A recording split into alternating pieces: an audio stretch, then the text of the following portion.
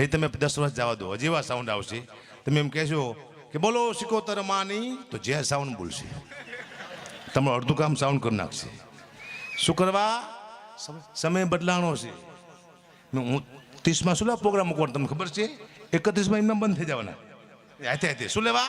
એ આવી ગયું છે. એનો મતલબ મારા જો એક કલાકાર આવશે હકાપા જેવો જ તે, મારો દીકરો મારા જેવો જ બોલશે.